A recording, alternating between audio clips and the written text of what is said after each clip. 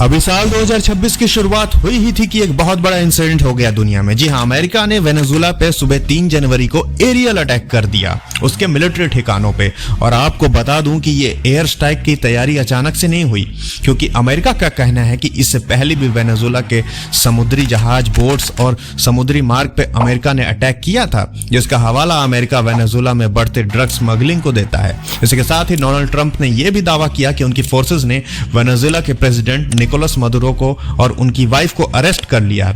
अब मैं आपको बताता हूं इस एरियल अटैक के कितने पहलू हो सकते हैं। पहला तो अमेरिका दावा करता है कि वेनेजुएला एक बहुत बड़ा हब बन चुका था ड्रग स्मगलिंग का, और सरकार का बहुत बड़ा फेलियर था वहां पे, जिसके वजह से यह एक्शन लिया गया। दूसरा पहलू वो जियोपॉलिटिक्स के एक्सपर्ट्स का मानना है, वो ये कि वेनेजुएला का रिलेशनशिप चाइना और रशिया के साथ बहुत अच्छा था, क्योंकि चाइना ने वेनेजुएला का अरबों डॉलर्स को लोन दिया था, जिसके बदले में वेनेजुएला ने ऑयल एक्सपोर्ट किया था चाइना को। वहीं दूसरी ओर रशिया वेनेजुएला के लिए एक बहुत बड़ा मिलिट्री इक्विपमेंट सप्लायर है।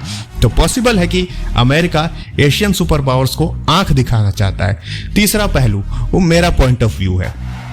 आपको याद होगा अभी हाल ही में 2025 का नोबेल पीस प्राइज वेनेजुएला की मारिया कोरिनो मचादो को मिला था, और वो इसलिए मिला था क्योंकि उन्होंने बड़ी बहादुरी से वेनेजुएला के लिए फेयर डेमोक्रेसी यानी कि लोकतंत्र को बढ़ावा मिले उसके लिए प्रोटेस्ट किया था।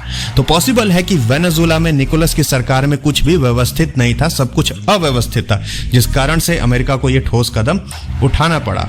अब आपको बताता हूं कि इस पे भारत के क्या असर पड़ेगा। अब भारत की बात करूं तो ऑयल प्राइसेस पे इसका इफेक्ट इनडायरेक्टली पड़ सकता है।